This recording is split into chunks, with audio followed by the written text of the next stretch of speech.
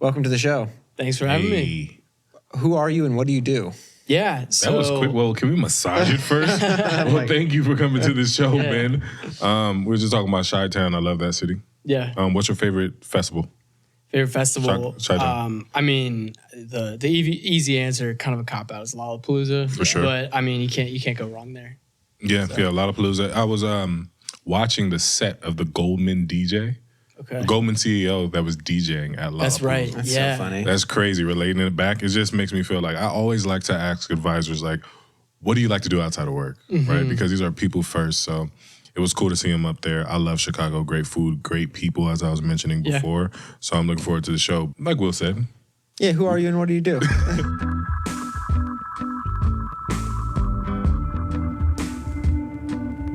I grew up outside of Chicago, family of small business owners, so was kind of always around entrepreneurship from a young age.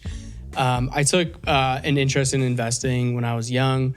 I started, kind of signing up for those platforms where you can invest fake money and participate in competitions. So I was doing all that.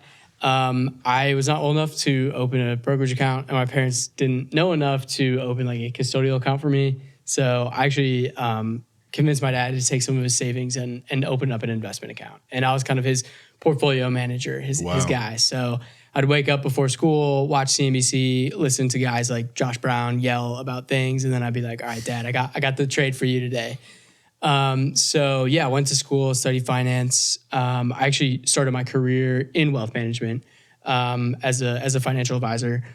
So I kind of wanted to combine that passion of investing with that kind of entrepreneurial spirit. I think all advisors are entrepreneurs. So I wanted to get into that. When I started at the Mather Group, I was kind of an associate advisor. So I was doing a lot of the kind of, back office, grunt work, supporting advisors. And, kind of just doing a lot of things like, listening into advisors' calls and taking notes, plugging data into eMoney, Money Guide Pro, updating Salesforce, all that kind of stuff. And being the, kind of arrogant 22-year-old big shot who had just gotten a finance degree, I was like, I'm better than this. Like, I shouldn't be doing this. Of course. Mundane work. So kind of started tinkering with how I could make my job easier and less boring. So I started building out, really simple automations, things in Excel, things in Salesforce, just to make my job less boring. And that was kind of my takeaway from that role, was that, this industry is very relationship oriented. It's all about, building relationships with your clients, spending time in front of your clients. There's a lot of work that goes in behind the scenes, and that work is not sexy or fun. So after that, I went to Merrill Lynch to build my own book of business. Just increasingly was interested in technology. I was teaching myself how to code during nights and weekends, which is like a weird thing for a financial advisor to be doing. So ultimately, I kind of decided that maybe that path wasn't for me, and I wanted to get into tech and work for a software company. So I started kind of looking around for tech startups in the space. And actually, I came across this one that seemed really interesting to me. I thought they had a really cool mission, really cool vision. They were pretty early stage, and they had a kind of a big mission to take on some industry behemoths and maybe shake some things up a little bit. So I actually applied for a job there, went through a couple interviews, and unfortunately didn't get the role. And that company is called Altruist. So, yeah. Do you remember what the role was? I honestly don't remember, but I was open roles now. I had to dig up the rejection email on the plane ride here, and that was a full circle moment. Totally, very much. That's congrats awesome. to Felt you very proud of myself for that. for having that moment. That's a big one. Yeah. So I won't hold it against you guys. Just buy me a couple beers and we'll be all good. Sure, can do. Done. It's 4:45. We're right there. Yeah. So what do you do now? Yeah. So after Merrill transitioned into fintech, worked at a startup, learned a lot about building software, and then I launched my company. I also did a master's degree in data science during that time, and then I launched my company, Beemo Automation, about a year ago. Will and I just had an interesting conversation about AI, and one of the takeaways for me was it's here, right? You got to get with it or get lost. If you plan on growing, you have to use AI to make your processes more efficient. Now, for somebody like you, you're coming in, you got the long white coat on, you're a doctor, you're about to perform surgery. What are some of the most common bottlenecks that you're seeing in firms maybe 100 million plus and up? Yeah, absolutely. So I think there's kind of some like low level bottlenecks in the day to day, but then there's also some higher level problems that I think a lot of the things that we build support. So thinking about those low level problems, I typically kind of just think through the client lifecycle. So onboarding is a mess. Mm-hmm. All advisors know that. I mean, I think you guys are doing a great job of that with your product, but making sure you're collecting all the right documents from clients, extracting data out of those documents, getting that plugged into systems, all while trying to deliver a nice experience because it's their first impression of you, right? That is a huge pain point for pretty much every advisor we talk to. And then kind of moving into the annual client lifecycle, there's a lot of kind of recurring problems that we see there as well.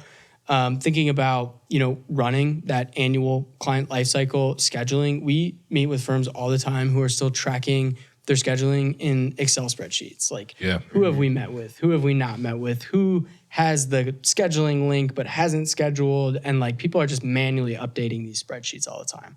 That's a big one. Meeting preparation is huge.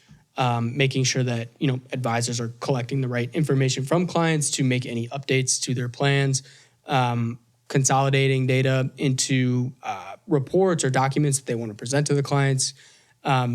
Those are all probably like the biggest bottlenecks we're seeing. I could keep going down the list, but this is super helpful. Yeah. I mean, I would love to hear just a little bit of like and this can be a quick example, but like a before and after. You know, in as much detail as you can muster. You don't have to name the firm, but like you came in, the system looked like X. You left in 4 month, 5 month, however long it takes. Then the system looks like Y. Like maybe it's the the client meeting prep. Like what changes? Yeah, so I'll give you an example for a firm. I won't say their name, but they manage around 800 million team of maybe 10 or so advisors, and they were doing everything very manually: scheduling, meeting prep, meeting note taking, all that stuff. And we came in and set up an end-to-end meeting lifecycle automation. So what that means is we help them track in Salesforce.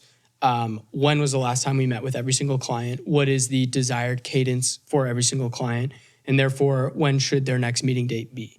And we set it up to automatically fire out Calendly scheduling links through the advisor's emails whenever they're about a month due, like a month before the meeting due date is. And so that streamlined the whole scheduling process. And then for meeting prep, we did a lot of work where we were able to produce like a few things for them for meeting prep. So pulling all the clients' information from emails, from their CRM, from eMoney, from Orion to draft an AI drafted brief for the advisor to use kind of internally to kind of refresh themselves and get ready for that meeting. And then we also help them automate the process of creating, they're doing what we're seeing a lot of firms do, this idea of like a one-page financial plan. So like, we don't want to just take the eMoney spit out and present that to our clients. Like we want to build a clean, branded, well-designed one-page snapshot that we present to them. But that was a manual process of putting that information in that document. So we helped with that. And then we got them set up on a meeting note taker. And that whole process from end to end actually saved them so much time that the outcome was that they decided after a few months that their kind of tier C clients, their lowest tier, they wanted to bump them up from 1 meeting a year to 2. So yeah, like we're always hearing about these things like personalization at scale and AI can save you time and all that. And I think that was an excellent example of, this firm saw real time savings and they took that extra time and deployed it towards delivering a better client experience for their tier C clients. We spent our last conversation talking about AI for marketing, but this sounds better than that. Yeah, I want to dig in a little bit here because I feel like what you're saying is what everyone wants to hear, right? Like AI can help you save time. AI can make it more efficient for you. We can come in and we can do it for you. But I think the real magic is still like inside of you a little bit. So I want to dig in. So to me, there are problems that advisors don't even know they have, right? So they've been trained. I call them classically trained advisors, right? And they might have worked at a wirehouse or at a large RIA. And they're like, this is just how I've always done it. This is how I've always got marketing done. This is how I've always prospected. Why should I change, right? So that's how you come across the advisor, and he or she has an Excel spreadsheet, right? He or she is like, oh, I only need to reach out once every 2 years to build a good relationship with my client. I remember birthdays, I'll send a card. It's like business as usual, right? But then you come in and you kind of split it up. You're like, hey, onboarding is a mess. These are problems that you didn't know you have, right? Yeah. So talk to me about like selling that to the advisor, because it takes a mental shift for the advisor to see like, hey, something's missing here. I don't know what it is, but you do. So I'm going to call you to do it. So what does that conversation look like when you're trying to tell the advisor, like, there are so many opportunities for you to be better, more efficient, and serve your clients and make them delighted customers, the type that would want to go out and pull somebody else into your firm because you've done an exceptional job. So highlight those unseen problems that most advisors, I would say probably 90% of advisors today, are just operating as usual that could make them an outlier for the client advisor experience. When I think of like unseen problems, two come to mind for me. And one is maybe not advisor specific, but kind of firm wide, is we see in a lot of these firms that advisors kind of work in silos. Like they have no centralized operating procedure. And some firms are okay with that. They just want their advisors to run their book however they want. But a lot of firms that are in that situation, they actually want to have some sort of structure to everything. And they don't want, advisor over here, kind of just doing everything in Excel and not using the technology, right? So a lot of times that's a pain point that we can unearth and demonstrate how, automations and things like this actually bring structure and cohesiveness. It gives everybody something to kind of buy into. And I would say another problem that most advisors probably don't realize they're facing is a lot of them are not proactive. A lot of them are reactive. They wait for clients to reach out to them and ask a specific question.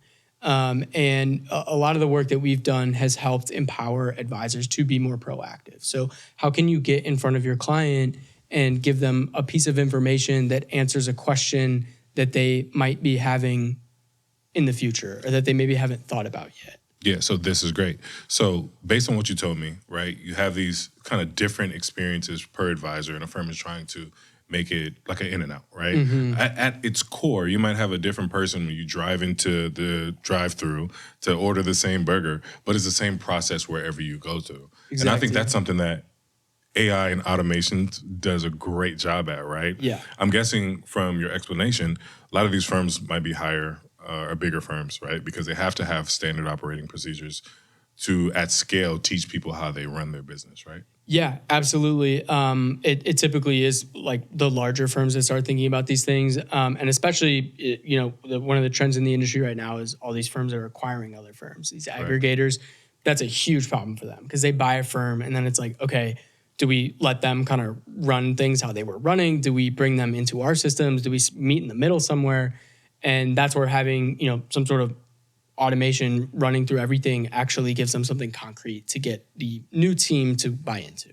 Okay. So now the second part of that, you talked about being proactive versus reactive. Yeah. This is especially timely because we're in this market environment where volatility should be sort of a part of the next few months, at least at minimum, right? Yeah. So what you want to do is get in front of those clients, let them know that everything's okay, but also find opportunities to deepen the relationship and hopefully serve them better, right? Talk to me about how being proactive versus reactive has increased the value the firm has had for the client, or what kind of feedback have you gotten from some of these firm owners for being able to implement those processes that allows them to be more reactive for their client base?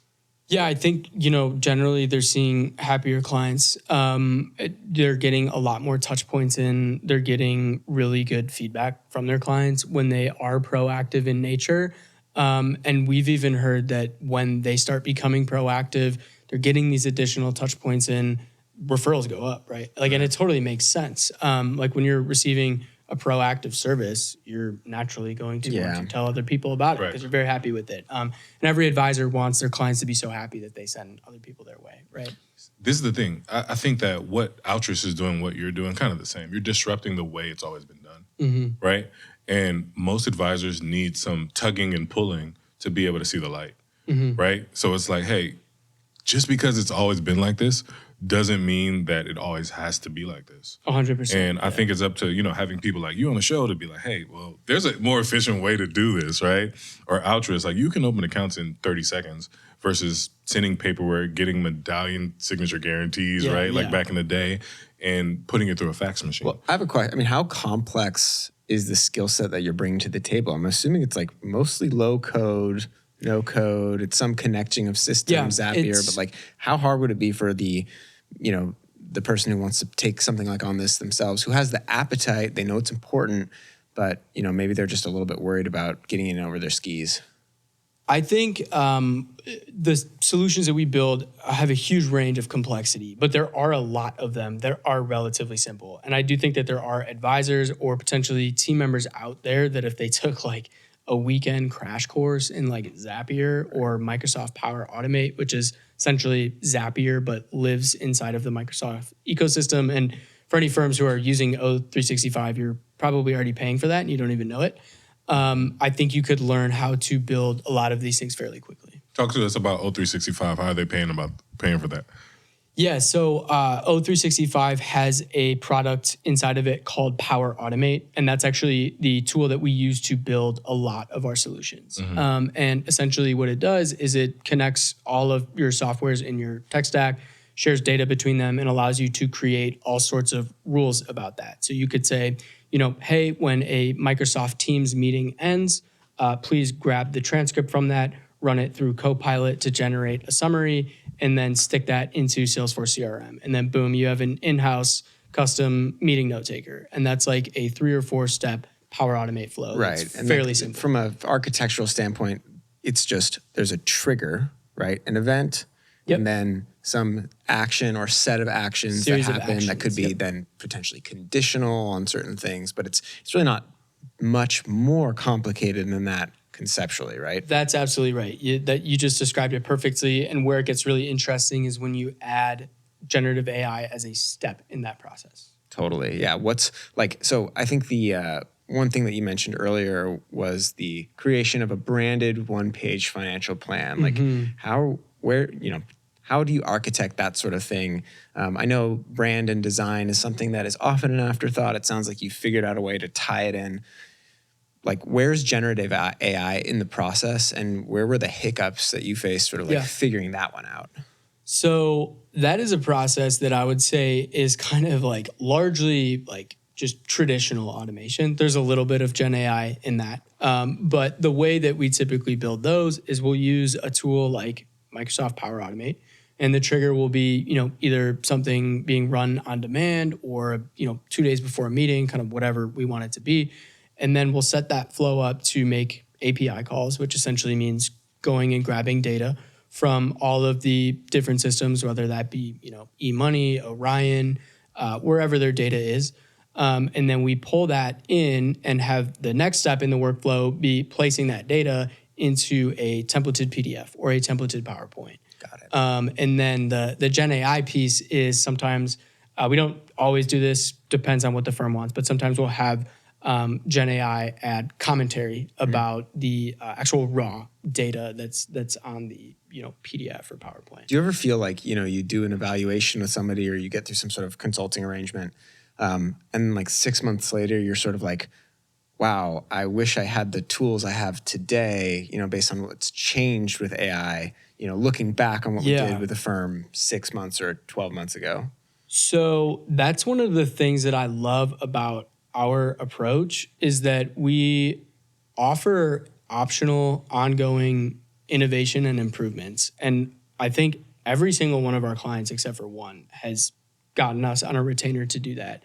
And what we're doing is we're constantly monitoring what is the latest and greatest tech out there. And the second we find something that will improve somebody's workflow, whether it be a new model, a new technology, whatever that is, we will come in and say, hey, we're going to upgrade this and make this better. That's amazing. So that's another, I think, kind of key benefit of our approach is that we hear, especially from, firm leaders, just that peace of mind of knowing like, I'm not falling behind. I'm not building this thing that's going to be out of date a year from now.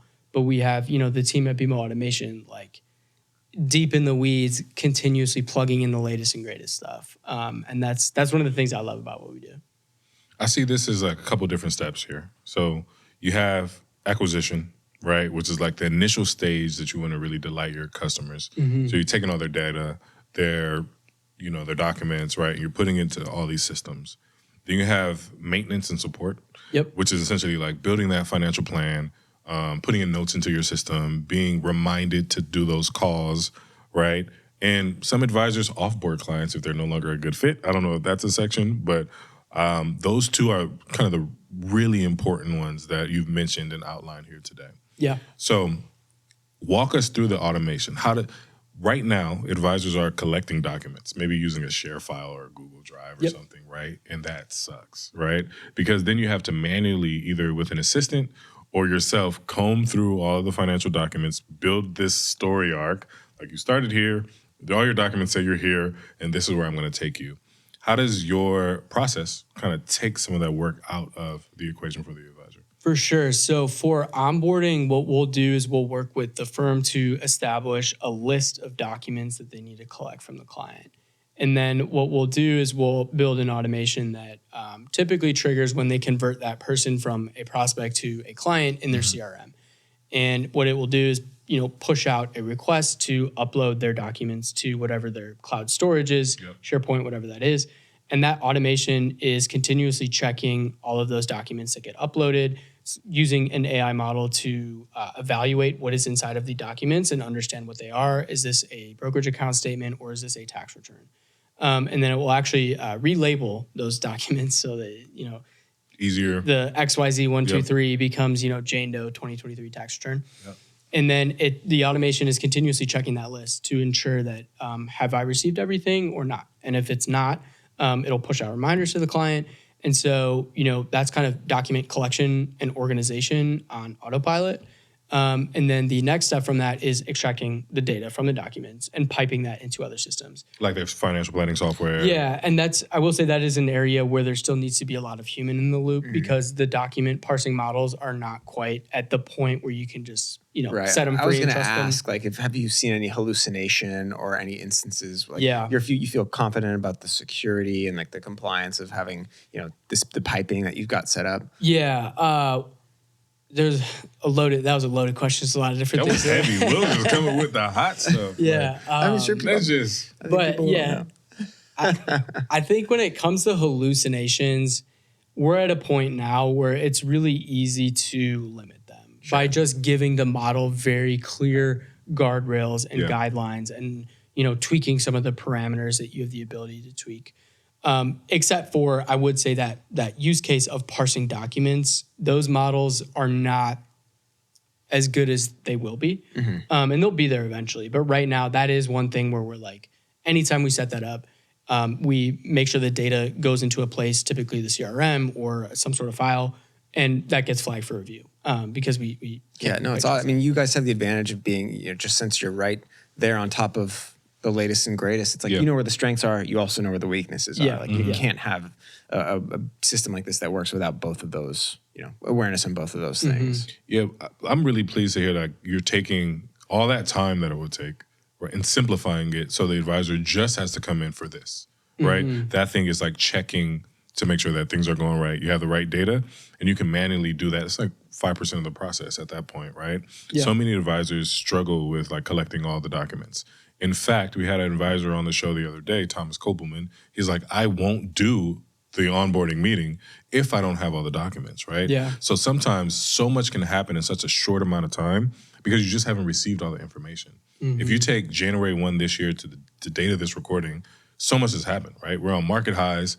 We've had a 10% drawdown, right? We had a 10% shot up, tariffs. All of these things are happening in the ecosystem that if you had the documents earlier, perhaps the client has a plan, perhaps they feel more peace because they might not need the retirement assets today, right? And it just makes that process so much faster. So I think a lot of advisors would be pleased to hear how simple it is and how much time they can have back to actually implement plans, which is a major bottleneck. Yeah, not even the time too, and that's a great point, but also the speed at which that gets done, which you were referencing, right? Like if, that takes much less time, and this is your first major likely interaction with this client. I mean, I guess you had interactions with them as a prospect, but it's kind of their first impression of working with you, right? And the quicker and more seamless that is, the happier they are. Do you see yourself, is there a path to productizing what you've built, or is it the way that, this where systems are today? Like there's no way for this to go beyond sort of a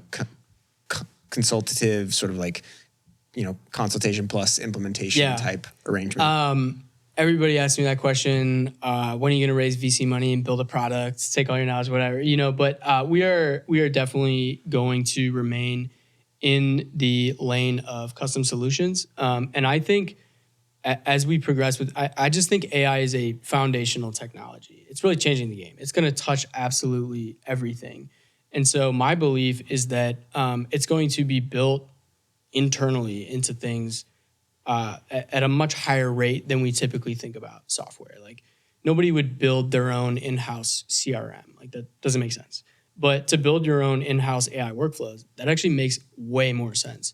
So I think when you think about that, like build versus buy, there's going to be a big trend towards building. And we're really excited to be the leading partner helping firms, capitalize on that and do it. How do you use AI and automation for Beemo? I use it for everything. Lot. Yeah, no, I use it for a lot. I mean, we get a lot of inbound calls that are put on our calendar. So, we have little agents that will get kicked off and go research a firm, pull a bunch of data about them, add that into our CRM, give me a little brief before the meeting. One thing that I'm interested in that I've been playing a lot with internally is kind of the idea of consolidating data into one place and then deploying agents over that to kind of mine that data and look for trends. So something I did recently is we did like 250 intro calls with RIA leaders or decision makers in the last 15 months. And I took the raw transcript for every single one of those calls and I put it in one huge database. And I deployed a bunch of agents to go look for trends within all of those conversations and come back to me with a report on kind of what they were seeing. And that was really cool. Like it picked up on a lot of really cool trends. What were the trends? A lot of what I've talked about. Like I was asking what are the most common pain points that people mention? And a lot of that onboarding, scheduling, like a lot of the, things that I just told you about kind of came from that. It just seems so odd. You know what I mean? Yeah. Like I kind of am hoping that over the next 12 months, advisors kind of wake up a little bit. You know what I mean? Like this could only help you to a degree, right? So if we've been having the pain points for the last, decades of the same stuff, having to hire out humans, this will only make you more efficient, right? Do you get the sense that that's going to happen? Or do you feel like still there's a lack of awareness about what's possible? I think I have an interesting point for you that goes back to that data mining analysis thing I just did. So one of the things we found out, and this is crazy to me, on 42% of our discovery calls, so over 100 of them, somebody on the call at the RIA said the words, "I don't know what I don't know." And so we hear that all the time. So I think what that signals to me is that advisors are waking up to this and realizing we're kind of in the dark here, but we do need to figure this out. This is something we need to get a strategy in place for. It is something we need to think about, but we don't know anything about it. So are they just knocking down your door? How do people find you? Tell us a little bit more about the business. What is it all inbound at this point? So we've had an interesting first year. I kind of just started talking a lot on LinkedIn about what I'm doing and what I'm working on, and somehow found myself with over 5,000 financial advisors following me on LinkedIn. And I just started putting out, valuable content. Here's ways to use ChatGPT. Here's how you should be thinking about AI for your practice. So all of our clients have come from inbound, predominantly from LinkedIn or referrals. So we haven't done any outbound yet, but we are planning to start doing that very soon.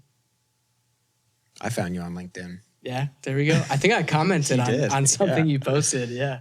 The LinkedIn bros unite. That's right. Hey, I never set out to be a LinkedIn guy, but it kind of just started working. Hey, it's where your customer is. And I think there's so many analogs from the conversation that we're having to an advisor who's thinking about growing how you're automating your own business, the fact that you're using LinkedIn, you're posting stuff that's useful. Like there's a group of people who want what you have, who feel like they don't know what they don't know. I do want to ask about the maintenance piece of the process. So we had the bottlenecks for the onboarding piece.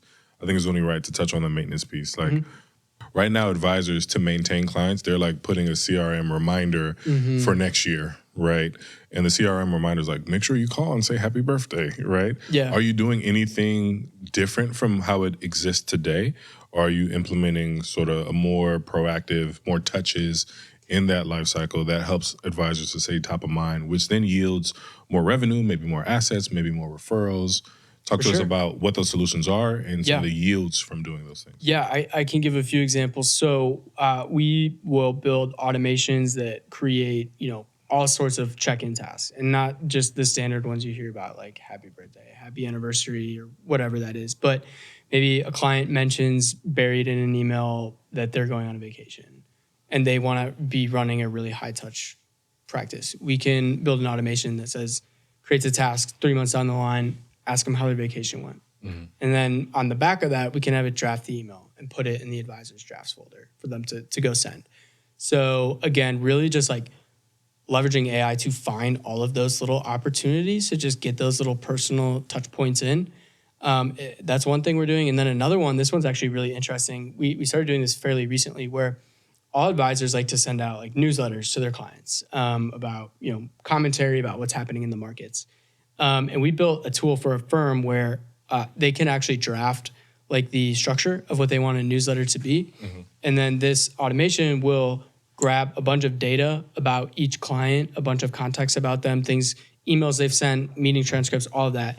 And it will actually personalize the newsletter to the client. So it takes the same kind of general structure of a newsletter, but then maybe at the end, it's like, by the way, this is what we talked about in our meeting last year. And I hope the kids' basketball tournament went well. Yeah. And so from the client's perspective, they're like, wow, this advisor just wrote this whole thing for me. Like it like feels like it was written for me, and from the advisor's perspective, they just have to come up with what they want the general newsletter to say, and that automation will run in like under 2 minutes. Is it review and release, or is it just you trust the system to go on its own? Review and release, because typically when advisors write newsletters, they get approved by compliance, and then you blast them out. These ones are like, because the AI is adding in content, you have to look at them all manually. Sure. So there's a little extra work there, but like, is it to the level of specificity where it's also adding stuff that's like unique to their portfolio, or is it just the general stuff and then it's bringing in the personal elements from the CRM? It absolutely can do that. It can do both. And we've done some other ones like that where we will have like build an automation that will go grab portfolio performance, and it will go grab news about what's happening in the markets and write an update to a client. Your portfolio is drifting. We're going to rebalance. It's happening because this is what's happening in the markets. And like that, an advisor can just review that. And it's usually like 80-90% of the way there. Saves time. I got a question for you. So I'm an advisor and I want to stick my toe in and start this AI process. I think it's important for advisors to practice first. What are you recommending to them? 3 things that you would say, hey, before you even come to us, like, why don't you experiment with this new thing that you're so scared of, the big bad wolf? And when you do that, maybe you'll be more prepared or have an understanding of what it might look like to have us come in and do a tailored solution for your company's workflow. What are those 3 recommendations? For sure. So if you're doing nothing, the first step is to start using these large language models yourself. Use ChatGPT. Keep it open throughout the day. Ask it questions. Hey, I have a client who's asking about this. Please help me draft an email that explains this tax law that they're curious about, right?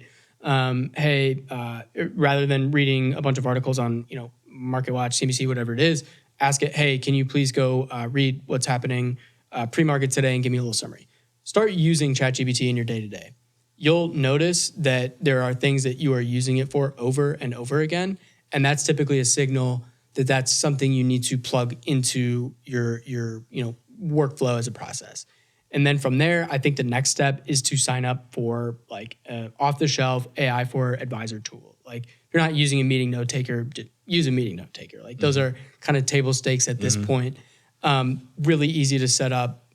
ton of value you'll get right out of the gates from those.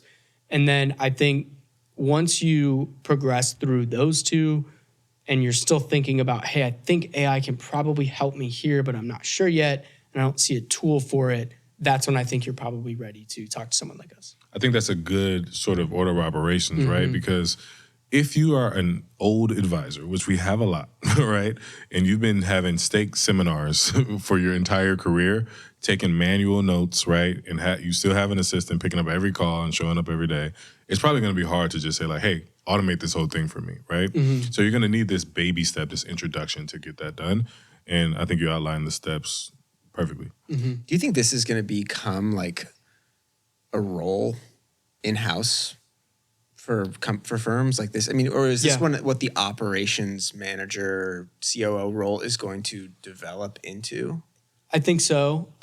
We're already seeing it. A lot of the bigger RIAs, they have committees internally, AI committees, where they're grabbing people whose job it is to kind of think about these things, evaluate use cases, and how they want to have an AI strategy in place. Even at I don't see many RIAs doing this, maybe really big ones, but at some of the bigger broker dealers too, like we're seeing these job titles like chief AI officer, chief data officer, whatever. So yeah, I think eventually firms are going to have internal employees that are kind of managing all of these things. To what extent are they building things themselves versus coordinating with somebody like us? I think that really varies from firm to firm. But yeah, I absolutely think that it will be, for big firms, somebody's job. For small firms, part of what somebody does. How long ago were you at Merrill Lynch? I was at Merrill Lynch. I left in 2020. 2020. So in the heat of the pandemic. I caught the end of before they banned cold calling. Really? So yeah, I was doing my 150 dials a day, and then Dial for dollars, 6 months after I left, there's all these things where they cut out cold calling. I like that. I like talking to people that dialed for dollars because a lot of people have not done that. Yep. And it's like, you're gonna have to work, right? Yeah. And that just teaches you that work ethic, that repetition. But I asked that question because you've seen the industry change a bit, right? Even from 2020, I don't know when you started till now, it's a different ballgame, right? The goal is still the same. To scale efficiently, to grow your client base, right? Hopefully offload work to junior advisors or support staff, right? But the rules are a little different. For sure. Why don't you outline some of those rules for us? Like, how has it changed from when you were an advisor to how it is now? Yeah, so I think when I worked for the independent RIA before Merrill Lynch, it seemed like a lot of firms were just super focused on organic growth and getting assets on the in the firm, onboarding clients. Like that was how you played the game. Like you just grow the book as big as you can, and you want to deliver a good experience to them. But a lot of the focus was on just growth and finding new clients. I think now it's shifting to delivering much more highly personalized experiences because that leads to referrals. So I think that, people are thinking more about how can I delight my clients so much so that they're, talking about me and telling their friends about me, and not just this like, hey, let's hire a bunch of dialers and see how many, intro calls we can get scheduled. I think that's definitely a big shift. I feel like I've seen in a pretty short amount of time. Yeah, that gives me some questions about the future of the industry. Yeah. Because we've already had sort of a talent problem in the industry where a lot of people don't want to be financial advisors. So it's like there's going to be this big wave coming, right? And all these technology companies are preparing for this wave of the wealth transfer happening from one generation to the other. But then there's no talent coming in to surf that wave with some of the financial advisor firms and other tech companies that are creating the tech for future advisors to use, right? So because we're focused on operations, that's essentially taking away those entry-level jobs. I wonder what that means for the industry. So yeah, it is interesting. And I think what we'll see with automation and AI is that advisors are going to be running bigger books than they are. Like that's one of the key value props of that we explain to firms is whatever linear equation they have, every 100 households, that advisor's capped out and we need to hire a new one. We're going to break free from that. And advisors are going to be running much bigger books. You think so? I think so. I think they will be. And I think they will simultaneously be delivering a higher touch service. Yeah, to these those things bigger, are no bigger longer at books. loggerheads, right? It's Yeah. like client service, exceptional client service, and growth are compatible when you take advantage of where the technology is going. Yeah. Okay, let me play devil's advocate here. Some advisors are already running 250 household books, 350 household books. When I worked at Edward Jones, a guy stacking it in had like 400 households, 2 support staff, 1 advisor. So they've done that, but less efficient, right? What you miss out on when you run a book that big is the human component, which creates that delightful experience, right? Which creates referrals, more revenue, et cetera. So I think it could be done just if you're looking at the technology alone. Yeah. Like, sure, you can have more business, right? Because you don't have to make all the calls. You don't have to read all the emails. You don't have to put all the data into the database, right? Money Guy Pro, right? Capital. But when you're sitting in front of the client, you cannot lie, right? Yeah. You cannot lie. That client's going to look at you and they're going to be like, did you read what I sent? Yeah, right, You know what I right. mean? And that's something that you can't fake. So we have advisors that are now becoming tech enthusiasts, right? Because they want to be faster, they want to be more efficient, they want to scale. But the core of the business is the other person, the client across from the table, knowing that you care about me. And if you can't do that in a meeting, you know what I mean? But I think the It's point is, over. though, it's at the upper limit. What was previously considered the upper limit of like good service is going to get higher. There's still going to be a ceiling. I agree. But it's like, 400 relationships, like that seems pretty crazy. But people are doing that. I mean, think about the wirehouses. They don't know their clients. You know what I mean? Yeah. Which presents a great opportunity for independent That's why advisors. the RIA channel is growing Right? at the fastest So clip. it's like, there's still that human component. I agree with you on terms of like the upper limit will be moved higher. But I think that human component still is going to be there. And it's just time will tell. For sure. I agree with you. And I think one other trend that I think will happen that I'm excited about is I think it will expand access to financial advisors for people who otherwise might not be qualified. So I think, given some of these efficiency gains and the ability to serve a bigger book, firms might start dropping their limits a little bit and working with smaller clients that they otherwise deemed unprofitable. And these are all things that I don't think are going to happen like right now. But They're happening at Altruist right now. Yeah. That makes me think also about some of the advances in the robo space as well, like what Robinhood's bringing to market. I mean, they clearly, whether they're right or wrong, they feel strongly about the future of AI financial advice. And I think that there is an argument for accessibility there. I think there's an entire, segment of people who will be better off because they have access to something like that. It's still going to be different from a human sort of mediated offering. For sure. I would wonder if that's like data driven by Robinhood or by some of the competitors, right? Like, how many people are already using AI for financial advice and just never will think about engaging a financial advisor, right?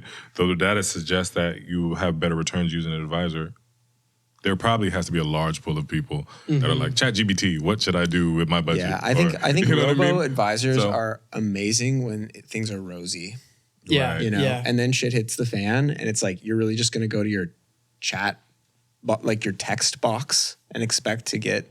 Of course, that's the interface that it is today, but it's like, I think that's my current like critique. Among the other things about like people wanting a human and a personal relationship and someone with shared experiences and empathy and all those things. That's what I was gonna say. I mean, I think the robos will do a great job of helping people get started, figuring out what they need to do, but they will not help people handle their emotions, and emotions will always be tied to your money. Yeah. And so that's where I think the line kind of gets drawn. Yeah, behavioral coaching being the biggest driver of performance contribution. So. That's why it's hard for me to think that upper limit is going to go so much higher. No, that's a good point. You know There's what I only mean? so many hours. in That's the what I'm day. saying. When Yeah. you sit across from that person, they're going to know if you're actually in the trenches with them. You know what I mean?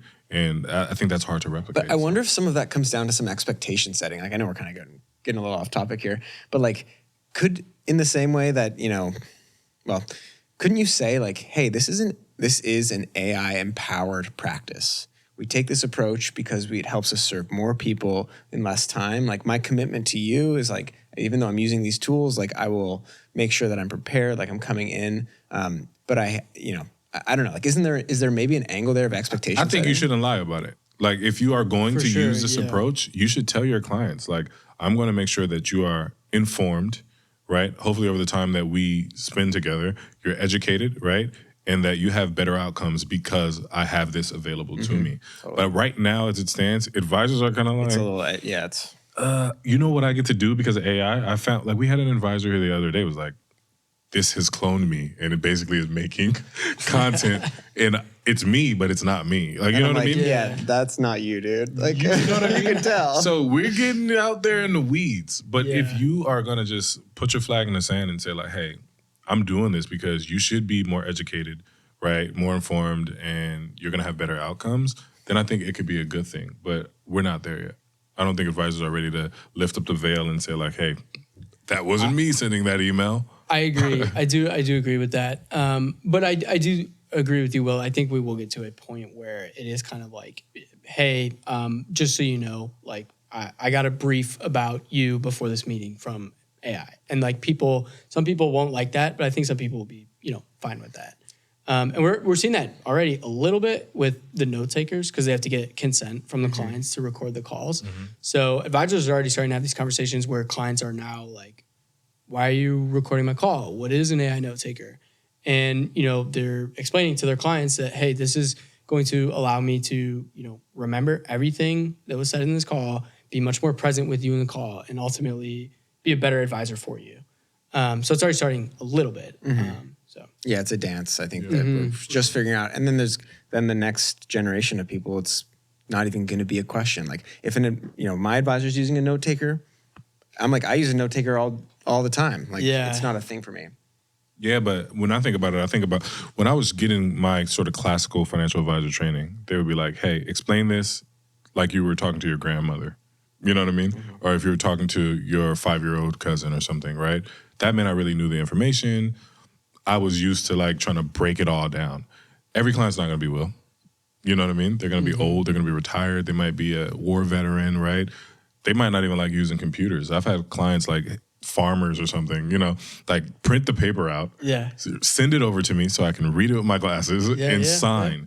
So just like advisors have to be trained to use artificial, I think we live in a bubble, first of all. Like everybody here is pretty technologically savvy. Totally. I'm probably the least technologically savvy at the table, but everybody else isn't. So advisors have to be trained. Their oldest, most non-technical clients have to be trained, right?